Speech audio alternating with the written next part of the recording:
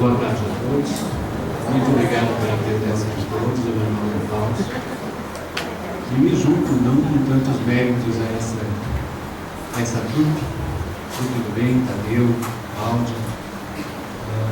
Tenho minha vida como professora, Alexandre Oliveira. E a doutrina entrou, eu entrei no livro dos autores há alguns anos. E a gente começa a pesquisar os porquês, o que acontece. Tentar analisar um pouco a nossa vida e como nós nos colocamos na vida. Todos vocês, essa tarde, a gente não sabe. Eu sempre comento que a partir do momento da chegada do meu filho, do meu primeiro filho, a vida tem me levado por caminhos que eu não imaginava. E agora chegou o segundo, e a vida está me levando um pouco mais adiante também. Então é muito bom, muito gratificante estar aqui com vocês. Vou tentar passar um pouquinho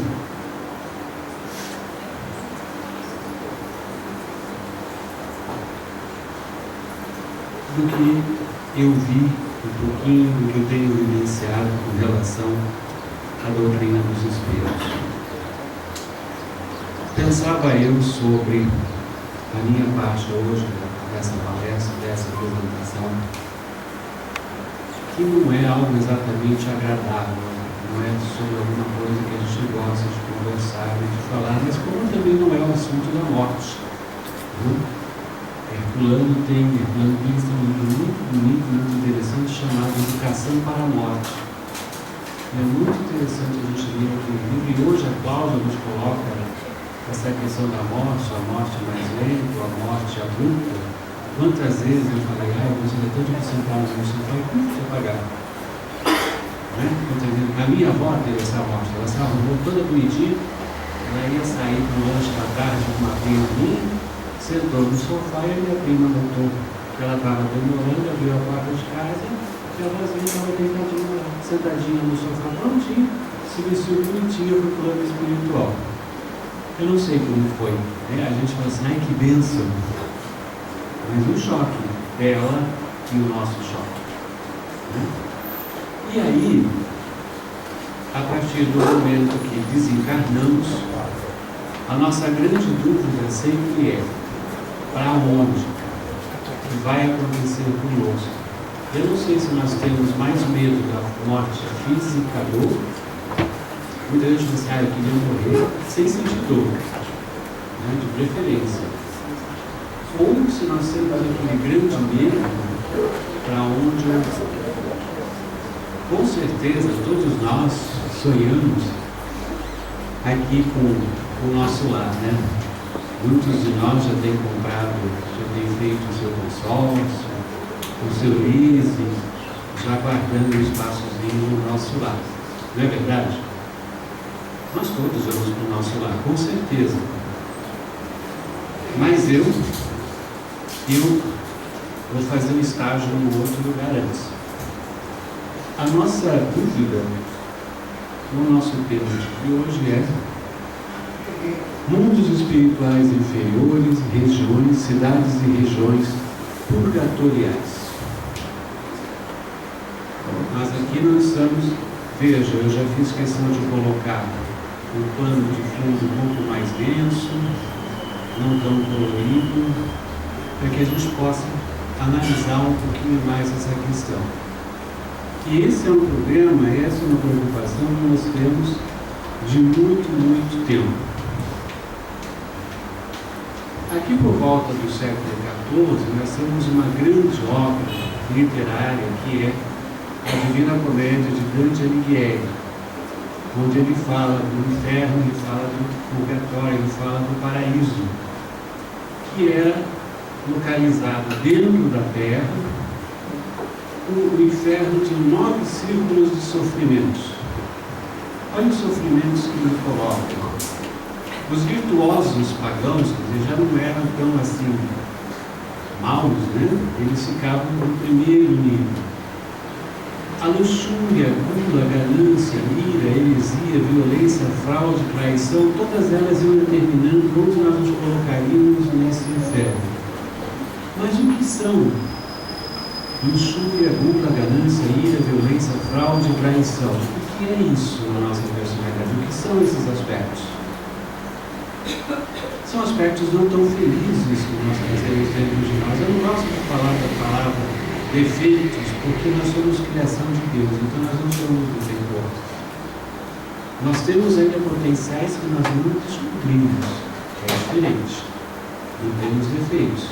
Mas nós temos traços, né? E aí, a partir dos nossos traços, Dante já nos colocava num determinado ponto no inferno. O que nós conhecemos na literatura espírita, na doutrina espírita, é a questão do umbral. O que é umbral? Umbral não é passagem pela porta, nem umbral, nem umbral da porta. Umbral. Nós conhecemos muito sobre o umbral através de André Luiz e a obra dele, O Nosso Lar, que nos coloca André Luiz despertando no umbral. Então eu gostaria de passar os primeiros momentos desse vídeo.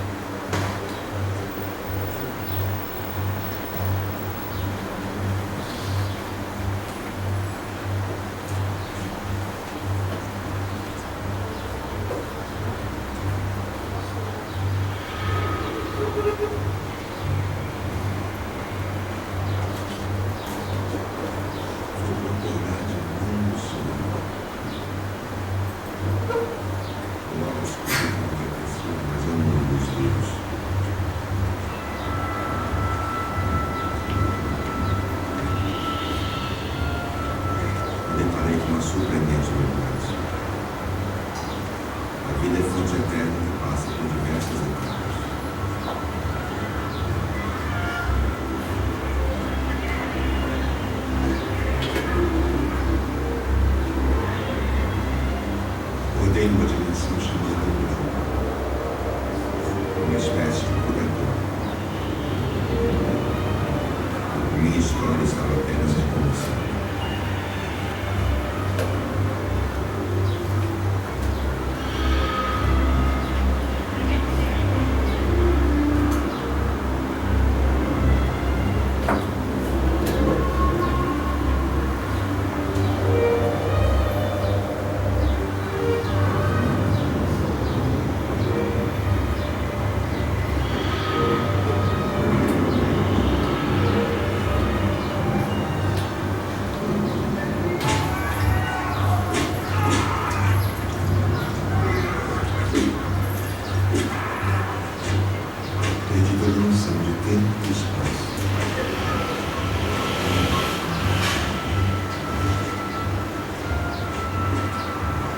Sentia dores no corpo e dores na alma.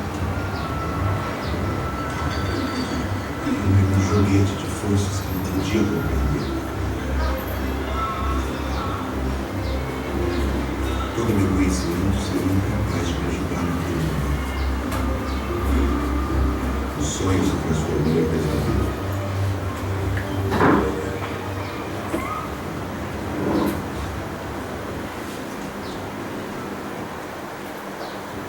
Bem, lembre-se que nós falávamos da morte abrupta e da morte programada.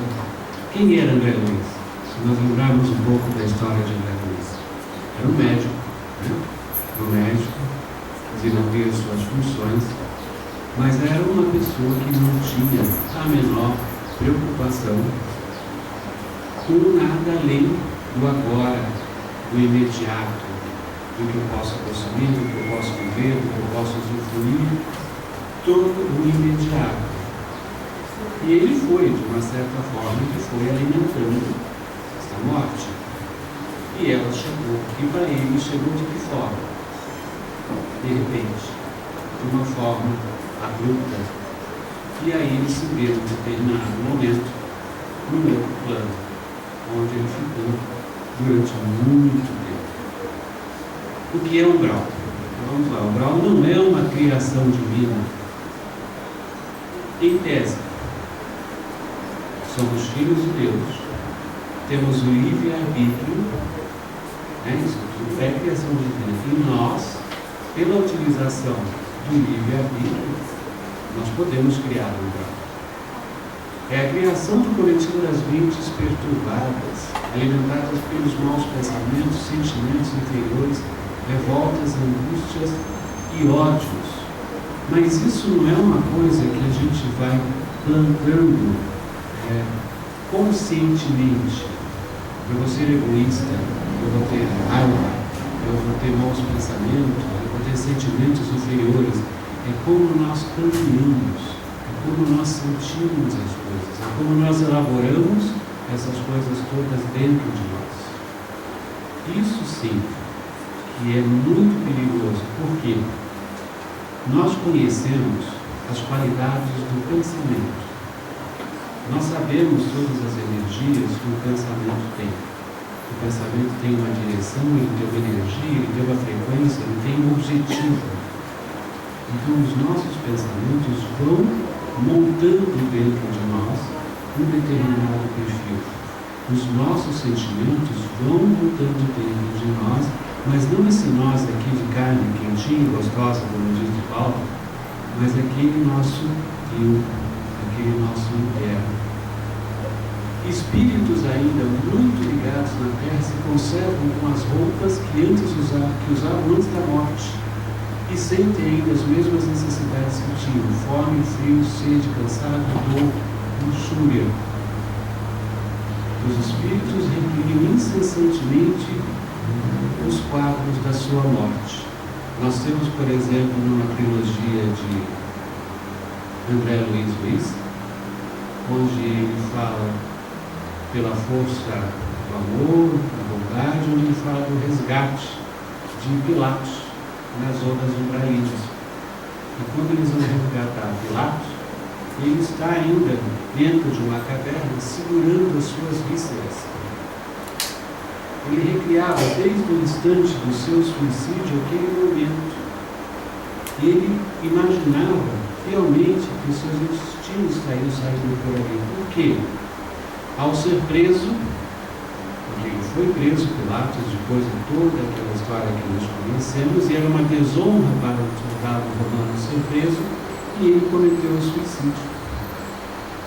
E ficou lá, naquelas turmas e zonas umbralinas, recriando secularmente todos os quadros da sua morte, o que é a força mental. Onde fica o umbral? Nós ficamos perguntando onde que fica o umbral. Às vezes a gente pensa que o umbral é na casa do vizinho. Não é. Às vezes parece, porque quando a gente vê o vizinho discutindo, o cachorro latindo, o papagaio gritando, a sogra discutindo, o cunhado nunca partindo, a gente acha que mora ao lado do umbral. Mas, no nosso caso aqui, o umbral é um universo paralelo, uma outra dimensão, que ocupa sim um espaço invisível aos nossos sentidos, esses que nós temos aqui, que vai desde o solo terrestre até algumas dezenas de metros abaixo, à altura da nossa atmosfera. Como é o tempo no umbral? Previsão do tempo no umbral.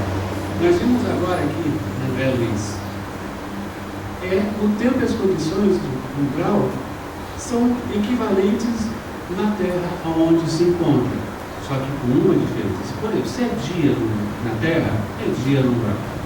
Se é noite na Terra, é noite no umbral. Com uma diferença. O dia é formado por um longo e sombrio fim de tarde. À noite não é possível ver estrelas e a lua aparece com a cor avermelhada entre grossas nuvens. E aí tem uma grande explicação: por que sempre escuro, por que sempre nublado, por que sempre tenebroso? Porque a energia solar, o Sol, tem inúmeras, vamos dizer, propriedades de vida, propriedade curativa, a luz que ilumina. E as zonas que nós criamos são zonas onde a luz não penetra. Onde está o grau? A sua maior concentração está junto às regiões mais populosas do globo. Então nós temos um grau em São Paulo, um grau no Rio de Janeiro, um grau em Nova York, e temos o nosso grau em Sal, o nosso grau em Itu também. Itu não tem. Eu acho que Itu tem. Inclusive, eu acho que eles descobriram o pré-sal em Itu. Fazendo uma analogia em termos de tamanho, o grau que descobriram em Itu deve ser realmente. Mas se nós pensarmos, vamos pensar em Itu. Se nós pensarmos na história da nossa cidade de Itu, eu moro em Itu agora há 12 anos, Itu foi a cidade mais rica do estado de São Paulo, baseado no trabalho escravo, baseado nos negros. Então imagino toda uma situação no Brasil que existe na cidade de Itu, que é o atual prefeito não usa. Cidades de todos os portos, grupos de nômades e espíritos solitários em pântanos, florestas, abismos, vales, montanhas e vulcões, ou seja, todas as minhas criações mentais, aonde as minhas angústias interiores me afinizam, me localizam, o que me apela, o que me constrange, o pântano fedido, escuro, e ali eu vou encontrar os meus afins também dos pântanos fedidos e escuros. Ou então, andar a esmo, sem a menor noção do que está acontecendo, como André Luiz, ele andava a esmo pelo umbral, sem saber o que estava acontecendo. E aí tinha a turma do chicote, tinha a turma da tortura, tinha a turma do sexo, tinha a turma do álcool, e estavam todos eles ali, naquele vale, absolutamente perdidos nas suas ilusões. Além do umbral, que nós vimos aqui com o André Luiz, uma das questões a respeito do umbral são os núcleos. São exatamente de núcleos. Que núcleos são esses? Agrupamentos de espíritos semelhantes. Não é verdade? Então nós temos, por exemplo, os núcleos dos suicidas. Toda a finalização dos suicidas. Toda aquela energia do tirar a vida. Ideias mais ou menos semelhantes estão lá nas cidades ou nos núcleos dos suicidas, dos núcleos dos drogados, dos alcoólatras, dos compulsivos sexuais. E a espiritualidade, nós temos muita impressão, muitas das vezes, que somos planetas ou que somos regiões estanques. Eles estão lá e nós estamos aqui. Mas não é assim. Eles nos visitam em bandos diariamente para se alimentar das energias prazerosas de nós encarnados com os mesmos vícios. É simples. Vamos então, aqui eu não vou fazer nenhuma restrição, nenhuma, como diz o Tadeu, ele não quer o bife no prato, ele quer no espeto, enfim. Por exemplo, eu saio do meu trabalho, tenho que fazer uma happy hour, eu tenho que parar em determinado lugar todo dia para tomar. O meu pai era o famoso pai do schnapps. Meu pai tem que tomar um schnapps quando ele saía, chegava e voltava. Enfim, então eu tenho que fazer o happy hour. Para que você vai tomar aquele drink? Para relaxar, para amortecer os meus sentidos. E aí, os nossos irmãozinhos que estão lá no plano espiritual, nos núcleos dos drogados ou dos alcoólatras, eles estão comigo nessa mesa de bar. Eles estão sentados comigo. Eu sento nessa mesa de bar e tomo a minha cervejinha estupidamente gelada, trincando. Eu não sei como o ser humano ainda aguenta, o Tadeu está falando. Como o ser humano aguenta aquela geladeira toda dessa. Eu tomei o meu primeiro chopp. Poxa, você já vai embora? Vamos tomar mais um? Não, está chegando agora aqui aquela linguiça com uma cebolinha. Ó, achei mais um. E aí eu tomo o segundo. E de repente, alguém no meu ouvido fala: puxa, está tão gostoso aqui. E vai o terceiro, o quarto, o quinto. Eu e o meu parceiro da espiritualidade estamos nos embebedando. E ele está literalmente sentado do meu lado, se alimentando dos vapores do álcool. Ele feliz da vida. E o interessante é, o ser humano volta para casa, ele chega mais ou menos, aí a esposa dele olha para ele e fala assim: você trouxe o leite? Ele olha para a esposa e fala: você acha que meu dinheiro nasce em cabine? Ele acabou de sair do bar e deixou lá 10 shows. Bom, o mesmo com os compulsivos sexuais.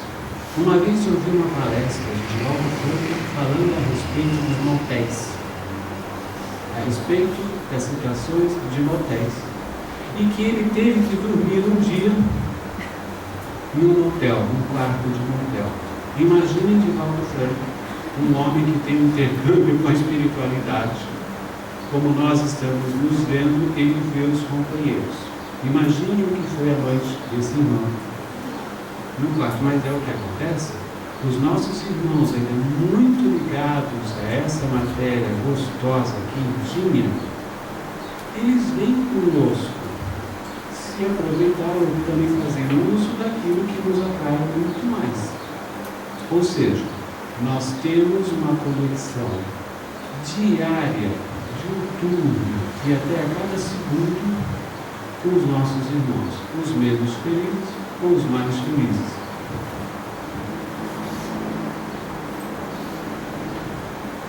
Entre aqueles vales que nós falamos, aí nós temos a questão dos suicidas. E o Apocalipse diz: naqueles dias os homens buscarão a morte e não acharão. Também terão ardente desejo de morrer, mas a morte fugirá deles. O que é isso? Quando nós temos a questão: eu vou acabar com essa desgraça e vou me matar. Comecei a minha desgraça. Fisicamente, eu posso ter acabado com uma desgraça. Está certo que eu deixei a desgraça para quem ficou.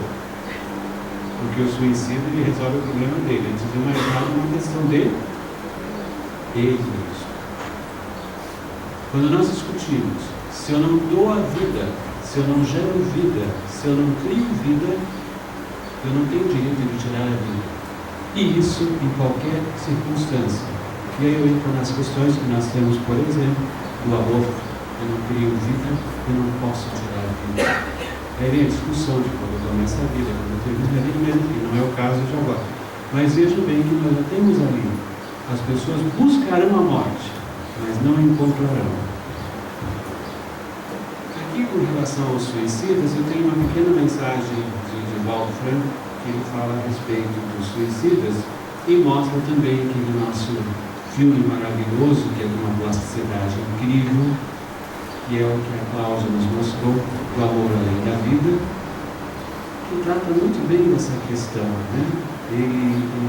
A mulher não conseguiu lidar com aquelas perdas todas, tira a sua própria vida. Na busca, imaginando que eu encontraria de imediato, e a coisa não é assim tão simples.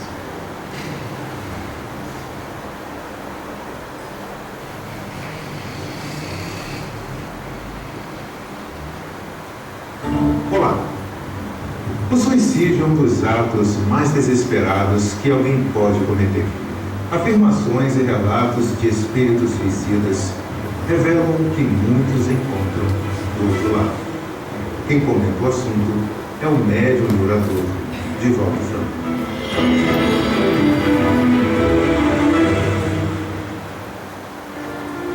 Estão alcançando um ao outro através da pintura dela. E olha, eu nunca vi isso antes, Cristo. Você não consegue ver, não é? E você nunca verá.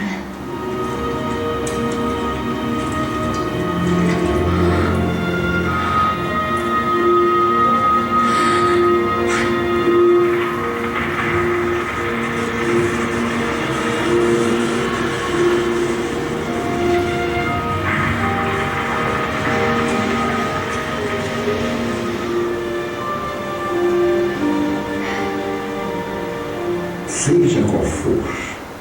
A justificativa que o indivíduo aturdido procure para fugir da vida física comete um crime hediondo.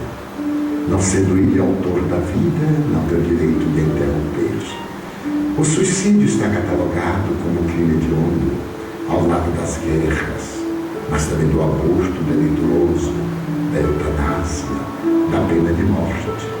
Dessa maneira, o indivíduo, quando opta por destruir a vida, mesmo que se encontre em profunda depressão, há no seu inconsciente uma rebeldia muito grande contra Deus.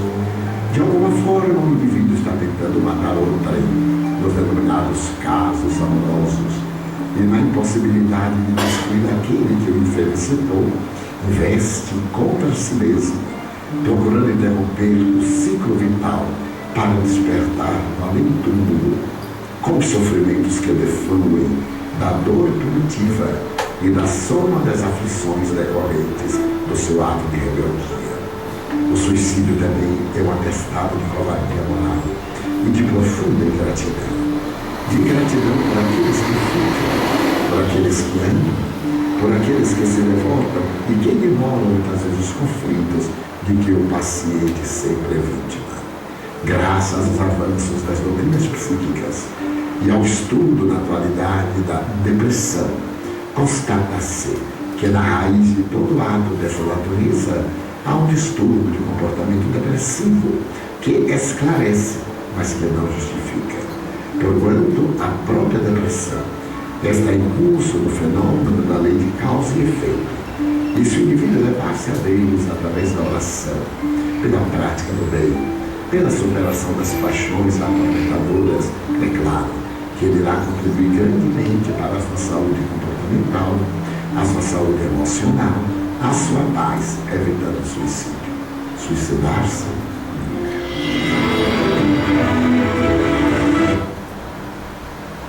Aqui, Cláudia, com muito mais propriedade, pode falar a respeito desse fenômeno da depressão. Eu gosto de imaginar que, de volta a volta, não conheço tá tão profundo, mas afora as causas biológicas da depressão, que elas existem, há também uma negação do que não me convém, não me agrada. O mundo não está correspondendo como eu gostaria que correspondesse. O mundo não está atendendo às minhas solicitações.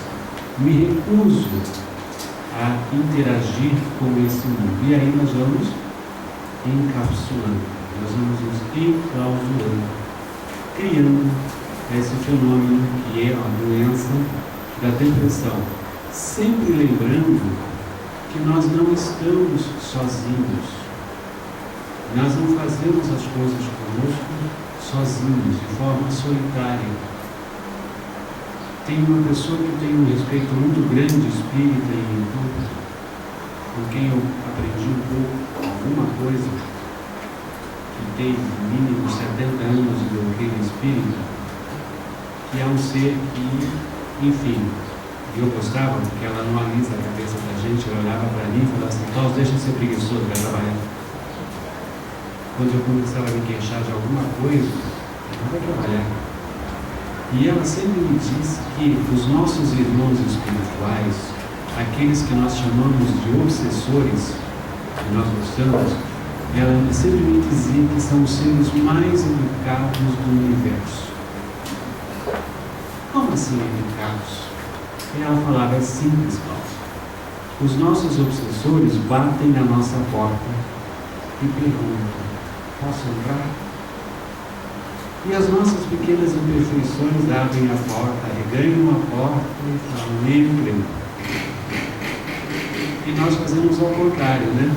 Quando a gente dá o famoso trucão, foi o obsessor. Quando a gente tem uma infelicidade, foi o obsessor.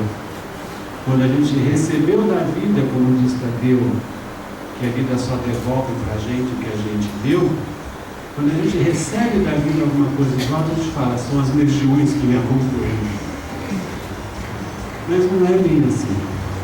E no caso do suicídio, no caso do alcoolismo, no caso da compulsão sexual, no caso das drogas, Nós vamos falar um pouquinho mais adiante aqui dos vales dos drogados e dos laboratórios da espiritualidade, nas zonas umbralinas que estão matando as nossas crianças hoje.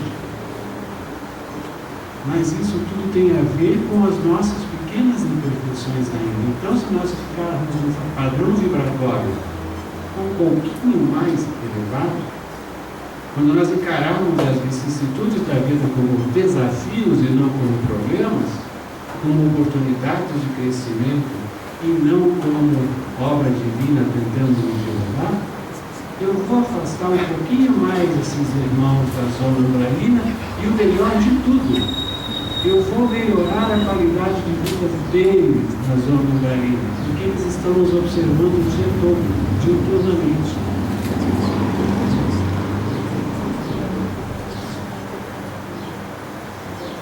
Em suicídio, nós temos a obra clássica da doutrina espírita, que é Memórias do Suicida, de João Amaral Pereira, que fala do espírito Camilo, dele, aos 65 anos, suicida-se acreditando que a morte seria o fim do seu sofrimento. Mas como na profecia de Jesus, que nós vimos ali anteriormente no Apocalipse, a morte não aceitou. E ele, então, por mais de 50 anos, experimenta todos aqueles dramas na zona umbralina. Esse foi um livro, por exemplo, que eu tive muita dificuldade de ler. Eu tive que tentar 3 vezes ler esse livro. A primeira vez eu não saí do prefácio, a segunda eu li 25% do livro e a terceira eu falei, não, pausa em cara, porque tem alguma coisa aí. Né? Às vezes a gente não gosta de olhar para o espelho, né? Então, recomendo a todos que leiam esse livro e ela dá um quadro muito interessante de como é o Vale dos Suicidas. Um lugar coberto de matérias escuras, fétidas, lembrando fuligem, imundo, pastoso, escorregadio, repugnante. Um ar pesado, asfixiante, gelado, alimentado por vulcões. E ao respirarmos, os espíritos anergastulados sufocavam-se como se matérias pulverizadas nas suas mais do que cinza e calma invadissem as vias respiratórias, martirizando-os com um suplício inconcebível ao cérebro humano, habituado às gloriosas qualidades do sol. Olha que eu falava das energias do sol. Como nós somos habituados às energias do sol, que é uma dádiva celeste que abençoa a terra. É um relato bastante claro, né? E é até difícil de a gente ler essa sequência de palavras, como, por exemplo, repugnante, escorregadio, pastoso, imundo. Então a gente tem realmente uma noção, né, desse ambiente. As regiões das sombras. Em Efésios nós temos: não temos lutar contra a carne e o sangue, prestar atenção, e sim contra os principados, contra as potestades, contra os poderes desse mundo tenebroso, contra as forças espirituais da maldade nas regiões celestes. Nessas regiões da sombra, nós temos o que nós já falamos, os espíritos que se agrupam por afinidade, como nós. Nós estamos aqui unidos agora numa questão de afinidade, uma afinidade principal. E se unem de acordo com o seu nível vibracional. Muito claro isso também, né? É uma questão tranquila. A gente só se agrupa com aqueles com os quais nós temos afinidades que vibramos da mesma forma. Já ouviram 2 pessoas negativas conversando? Ou já ouviram uma pessoa positiva com uma pessoa negativa dar de braço e sair pela rua? Não. São coisas totalmente distintas, vibrações distintas. Existem inúmeras cidades habitadas por espíritos semelhantes e elas são extremamente organizadas, com segurança e tecnologia de ponta. Eu vou citar um caso que eu vi recentemente, onde foi mencionado numa reunião de desobsessão, uma determinada pessoa solicitou que fosse mostrado algo que estava acontecendo, porque de repente a sua vida física aqui estava um caos, e a pessoa não conseguia mais dormir, não conseguia mais concatenar os seus raciocínios, não conseguia fazer as coisas básicas do dia a dia. E, na reunião de desobsessão, apareceu então a informação que, num laboratório, em determinada zona umbralina, haviam sido colocados equipamentos vibracionais direcionados para a casa dessa pessoa, e especificamente para essa pessoa e aonde ela ia, só direcionando a vibração de coisas ruins. Se ir direto, você não vai conseguir, você não vai conseguir, você não é capaz, está tudo dando errado. Como nós somos essas fortalezas, né, das nossas convicções, dos nossos sentimentos, das nossas potencialidades, o que acontece? Eles estavam batendo a porta com altos equipamentos e essa pessoa abriu a porta. E isso é trabalhado diariamente, a cada instante, nas urnas umbralinas. Eles são organizados com os seus exércitos, têm segurança, porque não é assim a todo instante que a espiritualidade mal adentra nessas ruas, e com tecnologia de ponta. E lá nós temos esses líderes que são chamados de chefes, governadores, mestres, presidentes, imperadores, reis ou dragões. São espíritos extremamente inteligentes, mas que usam sua inteligência para a prática consciente do mal. Eu imagino, por exemplo, nós temos a literatura a respeito durante a Segunda Guerra Mundial. Se nós pensarmos no que foi feito no plano espiritual inferior na Segunda Guerra Mundial, que inclusive ocasionou um grande expurgo na Terra desses espíritos, por exemplo, Dr. Josef Mengele, médico alemão, um gênio de cientista, dedicado ao mal. Um gênio. São estudiosos da magia, conhecem muito bem a natureza e adoram o poder. Quase sempre veem o bem e os bons que podem pôr em risco sua posição de liderança. A ideia é virar o mundo como nós conhecemos. Então, quando nós pensamos, e aí a Cláudia também colocou de uma forma muito oportuna esse momento que nós estamos vivendo no nosso país, este é um momento onde estes laboratórios, onde esses cientistas políticos do mal no plano inferior estão se utilizando dos nossos pequenos imperfeições e assoando, nos insuflando, fazendo que se crie um clima, como se está conseguindo, um momento de terror, um momento de ódio, um momento de desesperança, um momento de ou ele ou eu, ou o meu candidato ou nenhum candidato. Nós não podemos acreditar que isso seja obra só nossa, porque essas forças do mal atuam ao redor do mundo inteiro. O planejamento do 11 de setembro nos Estados Unidos foi planejado aqui. Foram forças do mal que planejaram aqui.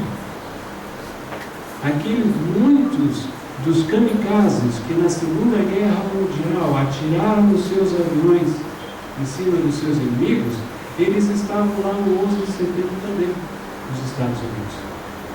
Por isso nós temos que lembrar mais uma vez que nós não estamos sozinhos, nós somos intercambiantes. Então, a partir do momento que nós deletamos alguém no Facebook, porque ele não comunga do Aécio ou da Dilma, nós estamos dando energia para quem? Aqui. Nós estamos alimentando esses laboratórios aqui. E isso é um exemplo momentâneo, mas isso em todos os momentos dos nossos dias, isso acontece. Quem são esses dragões? Existe uma literatura bastante vasta sobre os dragões. Suas características espirituais adquiriram já uma metamorfose reptiliana. Eles realmente, perispiritualmente, já se transformaram em forma de répteis pelas diversas quedas constantes. Ora, nós sabemos que todas as nossas ações, todos os nossos sentimentos, todas as nossas atitudes, elas nos deixam impressões no nosso perispírito. Nós trazemos no nosso perispírito tudo aquilo, porque é o intercambiante, do de dentro para fora e de fora para dentro. As impressões ficam gravadas em nós. Imagina martelando o mal, como esse perispírito se coloca. Nós não temos noção da extensão dessas verdadeiras nações astrais organizadas no submundo pelo poder do mal, que sob o clima de conflitos bélicos dos nossos tempos, acabou sendo criado um intercâmbio satânico sobre a face da Terra. É só a gente analisar que já morreu muito mais gente desde a Segunda Guerra do que na Segunda Guerra. Em conflitos. Nós temos conflitos pipocando o tempo todo. A indústria bélica cria cada dia mais instrumentos mais pavorosos. Se nós somos capazes de imaginar que quando criamos o belo, quando criamos o bonito, quando criamos o positivo, nós temos que imaginar também que somos capazes de criar o mal, o destrutivo, o que habita dentro de nós e está aqui com eles. Na verdade, nós temos que acreditar nas duas coisas. Nós somos capazes do belo, nós somos capazes do não tão belo também. E eles lá, nessas cidades, estão nos ajudando nesse sentido. Nós temos a literatura espírita, por exemplo, no momento do carnaval, nessas zonas umbalinas, do que é o carnaval deles com o nosso período de carnaval.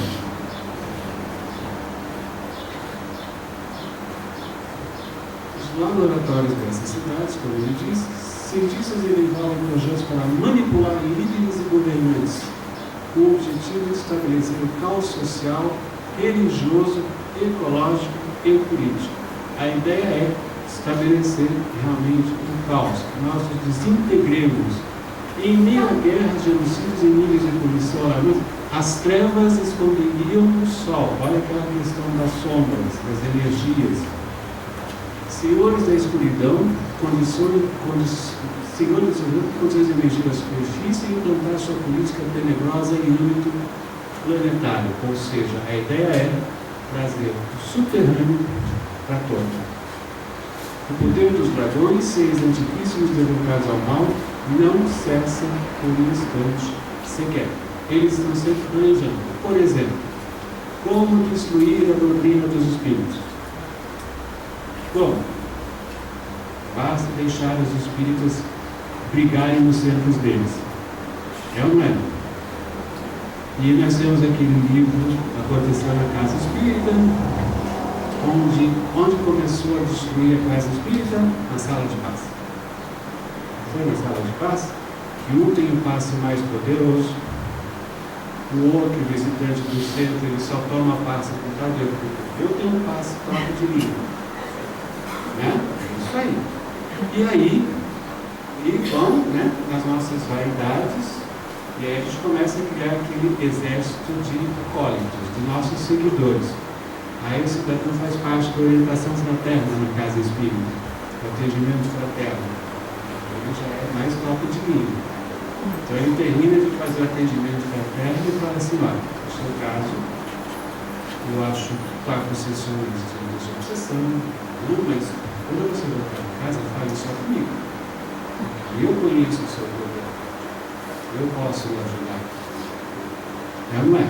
Quem está agindo nesse momento? A minha vaidade, que nós somos vaidosos, egoístas, em combinação com os nossos amiguinhos ali. Então, é muito simples, não precisa fazer nada, é só deixar os próprios espíritas se destruírem mesmo dentro das suas casas espíritas. Viu?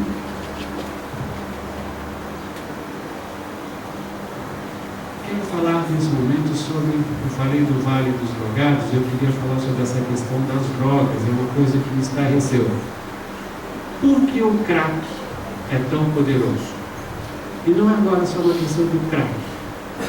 todas essas drogas novas, sintéticas. Esses dias descobriu-se que o rapaz que morreu na USP em São Paulo aos 20 anos de idade, filho exemplar, estudante fantástico, morreu por uma infeliz combinação de uma droga que tem uma sigla de M, B, C, A, Z, X, Y, K. Ele ingeriu aquela droga, que tem um potencial tão grande que matou o garoto. Porque ele condenou, provavelmente, ele não devia estar tomando Kisuko, então ele combinou isso com mais alguma figura. Kisuko, eu nunca morri de Kisuko. Eu desci com Kisuko, enfim.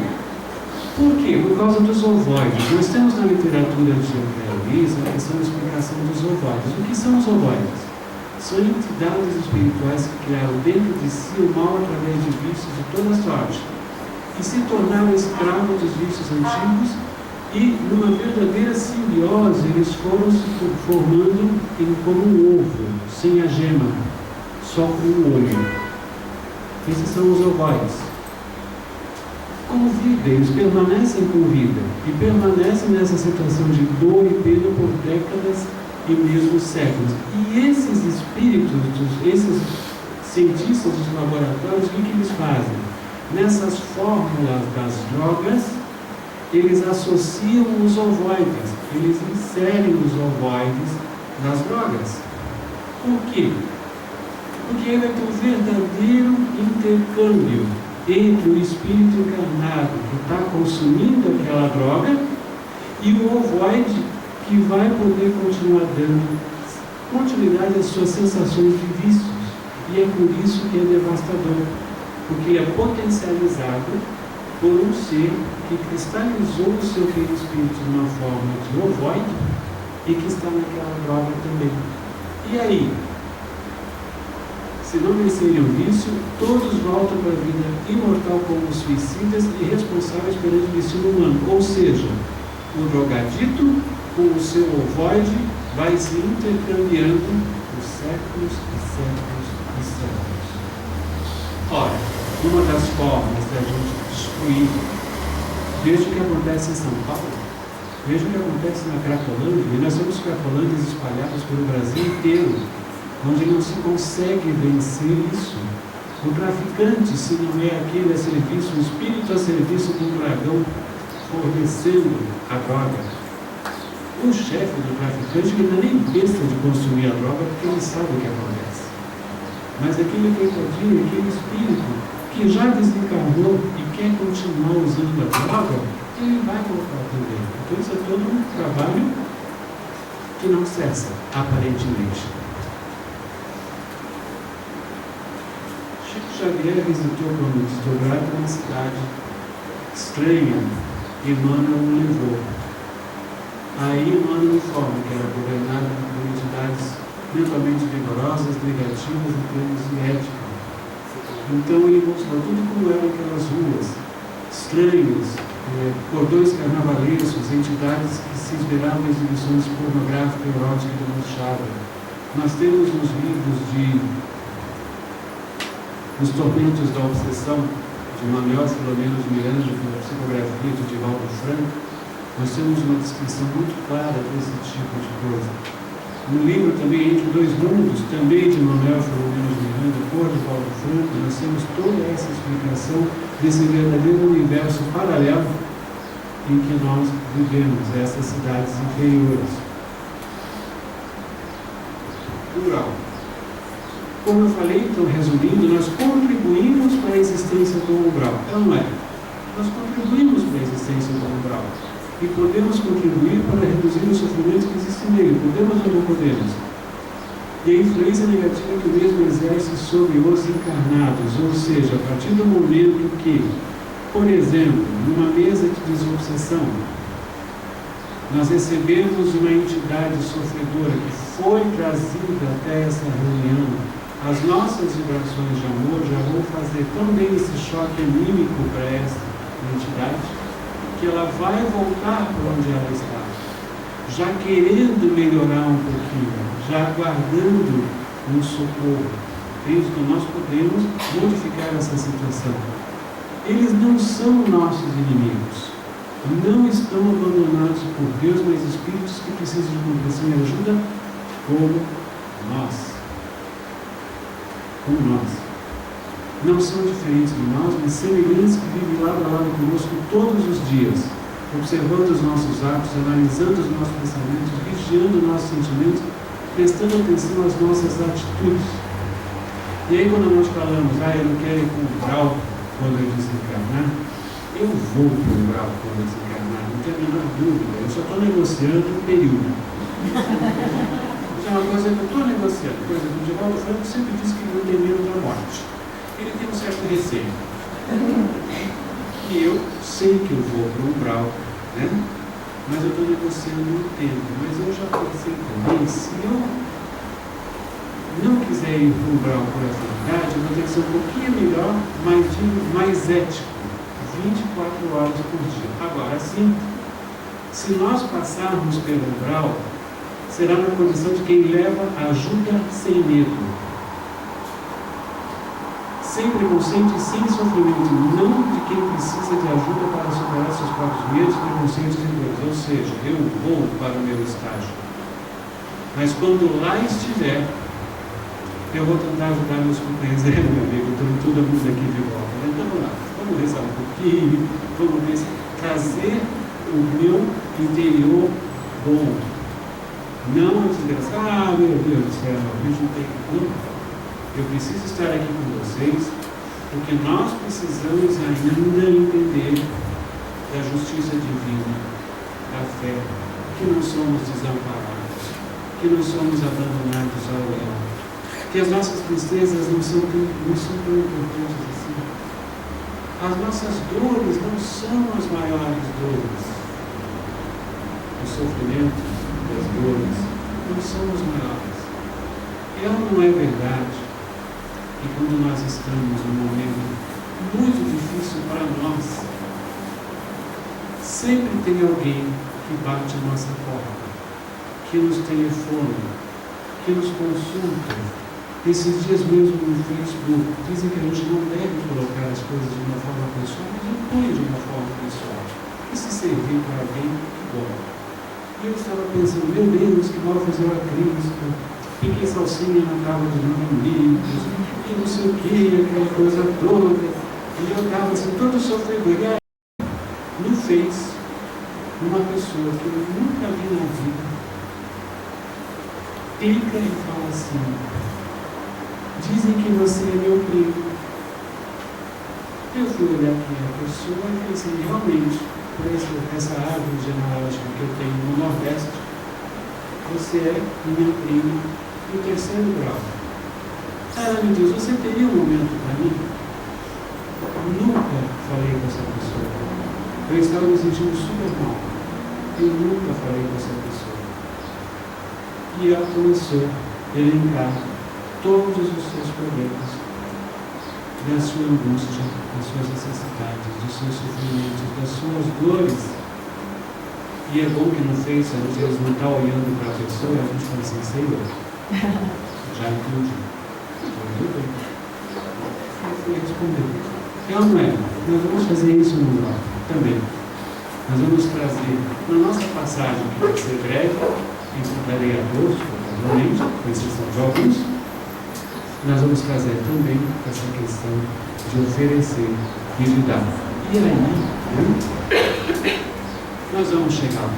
Nós vamos chegar na terceira parte depois do nosso intervalo, que é a parte do Tadeu, porque ele está com suas asas atrás do seu cruzeiro, que nós vamos então para os nossos planos superiores, que nós vamos então efetivamente, eu gostaria de deixar também a ideia de que Deus não nos desampara nunca, nunca, em momento algum. Ele permite que nós chafurdemos nas nossas iniquidades. Deus permite que eu caia. Ele me deu o joelho com dobradiça a levantar. Alguns problemas já fazem, não vou dizer que Ele, como Pai amoroso e amantíssimo, é como nós fazemos com os nossos filhos. Eu estou aprendendo isso com meu filho. Ele começa a sofrer, ele tem dificuldades, ele não entende muito bem alguns sentimentos. Eu ouço e deixo ele sofrer aquela dor naquele momento. Porque se ele não sofrer aquela dor, eu vou criar um aleijado emocional. Eu quero que meu filho se desenvolva na sua plenitude, que as asas dele sequem e que ele voe, porque são aqueles seres que Deus nos dá por um determinado momento, para que a gente possa usufruir da companhia desses espíritos maravilhosos que nos foram dados por Deus, para que passemos com eles um tempo melhor possível. E como nós espíritas sabemos que este não é o nosso lar, este é o nosso momento de aprendizagem. Retornaremos ao plano espiritual alguns mais cedo, alguns mais tarde, todos de acordo com a sua programação. Então, muito obrigado por essa tarde, que Deus te abençoe e muito obrigado pela paciência.